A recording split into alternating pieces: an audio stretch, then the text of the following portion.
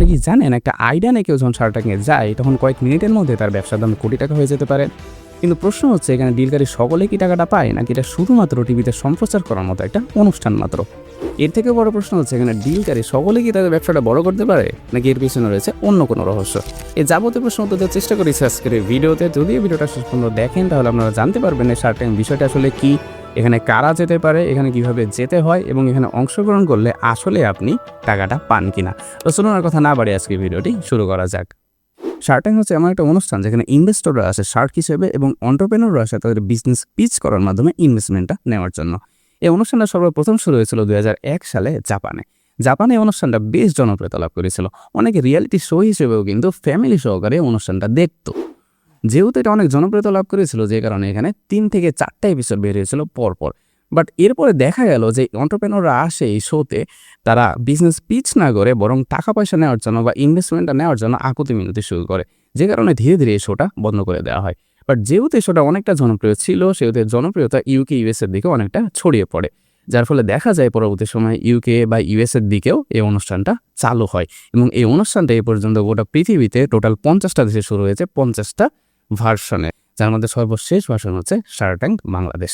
কিন্তু এখন প্রশ্ন হচ্ছে শার্ক ট্যাঙ্কে সবাই জয়েন করতে পারে, এখানে জয়েন করার প্রসেসটা আসলে কি? তো চলুন এখন সে বিষয়ে জানা যায়। ধরুন আপনি একজন উদ্যোক্তা এবং আপনি চাচ্ছেন যে আপনার ব্যবসার জন্য একটা ইনভেস্টমেন্ট নিতে শার্ক ট্যাঙ্ক বাংলাদেশে জয়েন করার মাধ্যমে। তো আপনি চাইলেই কিন্তু এই শার্ক ট্যাঙ্ক বাংলাদেশ অনুষ্ঠানে জয়েন করতে পারবেন না, এর জন্য কিছু প্রসিডিউর রয়েছে। তো সর্বপ্রথম যে কাজটা করতে হয় সেটা হচ্ছে শার্ক ট্যাঙ্ক বাংলাদেশ প্রোডাকশন টিমের সঙ্গে আপনার যোগাযোগ করতে হয়। সেখানে আপনার রেজিস্ট্রেশন করতে হয় অ্যাজ আ বিজনেস। রেজিস্ট্রেশন করার পর তাদেরকে আপনার একটা অ্যাপ্লিকেশন পাঠাতে হয়, যে অ্যাপ্লিকেশনে আপনার কন্ট্যাক্ট ডিটেলস, আপনার বিজনেস সম্পর্কে যাবতীয় তথ্য, আপনার বিজনেসের পারফরমেন্স এবং আপনি কত ইনভেস্টমেন্ট নিতে চাচ্ছেন সে সম্পর্কে যাবতীয় তথ্য দিয়ে একটা অ্যাপ্লিকেশন দিতে হয়। তো এই ধরনের অনেক অ্যাপ্লিকেশন কিন্তু এই ধরনের অনুষ্ঠানে প্রোডাকশন টিমের কাছে যায়। তো যখন অনেক ধরনের অ্যাপ্লিকেশন আসে তখন তারা কি করে, তারা এইগুলোর ভ্যালিডেশন করে আপনার বিজনেসটা আসলে ইনভেস্টমেন্ট নেওয়ার মতো যোগ্য কিনা এবং টিভিতে সম্প্রচার করার মতো একটা বিজনেস কিনা, এগুলো দেখার পর যাবতীয় যাচাই বাছাই করে তারা কিছু পরিমাণ বিজনেসকে তারা সিলেক্ট করার পর তারা অডিশনে ডাকার পর তারা লিগাল ডকুমেন্টসগুলো চেক করে, অর্থাৎ পেপার ডকুমেন্টস বলেন, তারপর বিজনেসের যাবতীয় বিষয়গুলো তারা সেখানে চেক করার পর তারা বেশ কিছু বিজনেসে সিলেক্ট করে তাদের অনুষ্ঠানের জন্য। সিলেকশনের পর আসলে অনুষ্ঠানটা শুরু হয়। অর্থাৎ এখন আমরা যারা অন্টারপ্রেনার যারা সিলেক্ট হয়েছি তারা আমাদের বিজনেস পিচটা নিয়ে যায় শার্কদের সামনে। আমরা আমাদের বিজনেসের যাবতীয় তথ্য বলি, গত বছরের পারফরমেন্স, এই যাবতীয় বিষয়গুলো আমরা তুলে ধরি শার্কদের সামনে। শার্ক তখন কী করে, এই যাবতীয় তথ্যগুলো নিয়ে তারা অ্যানালাইসিস করে যে বিজনেসটা আসলে প্রফিটেবল কিনা, এই বিজনেসের ফিউচারটা কেমন, এগুলো যাবতীয় কিছু যাচাই বাছাই করার পর তারা সিদ্ধান্ত নেয় যে এই বিজনেসে তারা ইনভেস্ট করবে কি করবে না।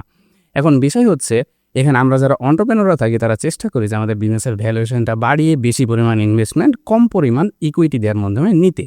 But on the other hand শার্করা চেষ্টা করে কি আমাদের বিজনেস ভ্যালুয়েশনটা কমিয়ে অল্প টাকার মধ্যে বেশি পার্সেন্ট ইকুইটি নেওয়ার জন্য। তো এইভাবে আমাদের মধ্যে একটা নেগোসিয়েশন চলতে থাকে। নেগোসিয়েশন চলার পর একটা ফাইনাল ডিলে যখন আমরা চলে আসি তখন হ্যান্ডশেকের মাধ্যমে আমাদের ডিলটা ফাইনাল হয়। কিন্তু বিষয় হচ্ছে ডিলকৃত যে অ্যামাউন্টটা সেই অ্যামাউন্টটা কি আসলে সে বিজনেস অন্টারপ্রেনারটা পায় নাকি এটা শুধুমাত্র টিভিতে সম্প্রচার করার মতো একটা অনুষ্ঠান মাত্র। তো চলুন এখন সে বিষয়ে জানা যাক। এ পর্যন্ত শার্ক ট্যাঙ্কে কিন্তু অনেক কোটি কোটি টাকা ডিল ক্লোজ হয়েছে, বাট এই সমস্ত টাকা কি ডিলকারী হাত পর্যন্ত পৌঁছেছে? এই বিষয়ে কী মনে হয় আপনার? আমরা যখন অনুষ্ঠানটা দেখি তখন কিন্তু এখানে যে অন্টারপ্রেনার থাকে সে তার বিজনেসটা কিন্তু খুব ভালো মতো পিচ করে, তার প্রোডাক্ট সম্পর্কে দেখায়, তার বিজনেস পটেনশিয়াল সম্পর্কে বলে, তার পারফরমেন্স সম্পর্কে বলে এবং এগুলো দেখার পরে একজন ইনভেস্টর শুধুমাত্র সে তার মুখের তথ্যের উপর বেস করে তারা একটা অ্যানালাইসিস করে এবং অ্যানালাইসিস করার পর তারা প্রফিট শেয়ার মার্জিন বুঝে তারা কিন্তু ইনভেস্টমেন্ট করতে রাজি হয়। কিন্তু পরবর্তীতে দেখা যায় যে এই ডিলকারীর মধ্যে 30 to 40% শুধুমাত্র সেই টাকাটা হাতে পায়, বাকি 50 to 60% কিন্তু সেই টাকাটা পায় না। কিন্তু কথা হচ্ছে কেন তারা পায় না? আমরা একটু লক্ষ্য করলে দেখবো যে এই ধরনের অনুষ্ঠানে যারা তাদের বিজনেস নিয়ে পিচ করতে আসে তারা কিন্তু সর্ববস্থায় তাদের বিজনেসের সবচেয়ে ভালো ভালো কথাগুলো বলে, তাদের বিজনেস সম্পর্কে একটু বাড়িয়ে বলে, তারা কত পরিমাণ লাভ করেছে, গত বছরের পারফরমেন্সটা কেমন, এই বিষয়ে তারা কিন্তু অনেক বাড়িয়ে বলে, যে কারণে দেখা যায় ইনভেস্টররা কিন্তু অনেক সময় সেই তথ্যগুলো বিশ্বাস করে তাদের সেই বিজনেসে ইনভেস্ট করার জন্য রাজি হয়ে যায়। বাট পরবর্তী সময় যখন আসলে ডিল করার সময়টা আসে তখন কিন্তু তারা লিগাল ডকুমেন্টগুলো চেক করে দেখে আসলে তাদের গত বছরে এরকম পারফরমেন্স ছিল কিনা, এরকম সেলস ছিল কিনা, এই ধরনের প্রফিট ছিল কিনা। তখন দেখা যায় 50 to 60% কথার সঙ্গে কিন্তু কাজের মিল পাওয়া যায় না, যে কারণে পরবর্তী সময়ে কিন্তু শার্করা সেই ধরনের বিজনেসে ইনভেস্ট করতে চায় না। এই কারণে দেখা যায় শুধুমাত্র যারা পিচ করে তাদের মধ্যে 30 থেকে 40% টাকাটা পায়, বাকি 50 to 60% কিন্তু কোনো পরিমাণ টাকা এখান থেকে পায় না।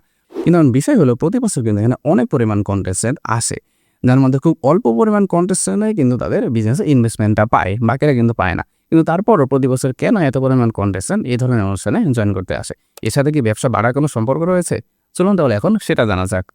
একটু খেয়াল করলে দেখবেন যে এখানে জয়েন করেছে এমন অনেকেরই জয়েন করার পর রাতারাতি তাদের ব্যবসাটা অনেক বড় হয়ে গেছে, অথচ তারা কিন্তু এখান থেকে কোনো পরিমাণ ইনভেস্টমেন্ট পায়নি। যেহেতু তারা ইনভেস্টমেন্ট পায়নি, তারা কিন্তু সেই টাকাটা তাদের ব্যবসায় কিন্তু খাটাতে পারেনি, কিন্তু তারপরও তাদের ব্যবসাটা কেন এত পরিমাণ বড় হলো?